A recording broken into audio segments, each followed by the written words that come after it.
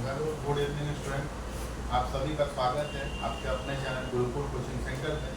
आज हम लोग जो कल टॉपिक छोड़े थे, द्विघात समीकरण को तीन तीन विधियों द्वारा हल किया जाता है, तो ये तीन विधि आपके सामने अभाज्य गुणनफल, द्विघाती सूत्र और पूर्ण वर्ग विधि एक एक करके हम जानेंगे किस तरीका से सॉल्व किया जाता है। तो आज पहला जो विधि है वो है अभाज्य गुणनफल विधि। इसको हम लोग देखते हैं किस तरीका से सॉल्व किया जाता है।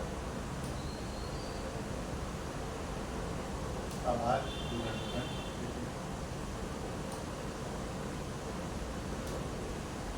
अच्छा, मान लेते हैं कोई भी द्विघात समीकरण ले लेते हैं।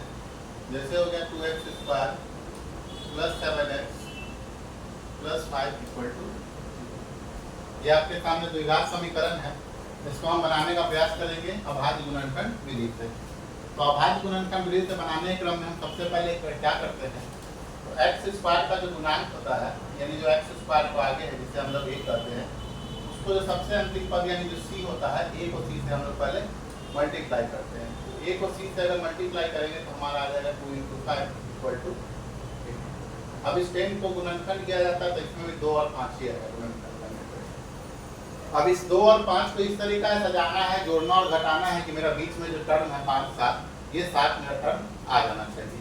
तो तोड़ने के क्रम में ये आगे वाला इसी तरीका से लिखा है 2x² और ये जो 7x है ये दो भाग में टूट जाता है। तो हम जानते हैं 2 और 5 को ऐड करेंगे तो 7 आ जाएगा मेरा। तो यहाँ लिखेंगे 2x और प्लस 5x और ये अंतिम वाला टर्म जो है 5, ये 5 ऐसे ही लिखा था बराबर, यानी ये दो टर्म में टूट जाता है दो भागों में, 7x 5x और 2x।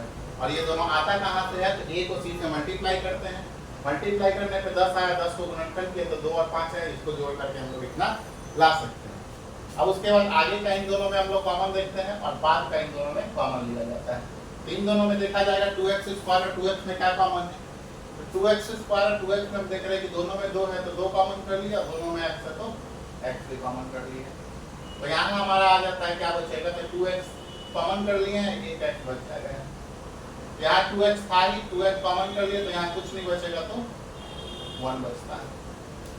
अगला इन दोनों में देखा जाएगा तो इन दोनों में भी देख रहे हैं कि 5 कॉमन है और ये आगे वाले का आगे जो साइन रहता है वही साइन हम लोग लिखते हैं और ये x है तो यहाँ x हो गया और यहाँ कुछ नहीं बचा तो बराबर। दोनों ब्रैकेट में हमेशा बराबर मान आएगा, तो बराबर आया है तो ये सही है। इसके बदला लिखेंगे हम x + 1 दोनों के बदला और इसके आगे हो गया आपका 2x और इसके आगे आपका हो गया +5, ये बराबर।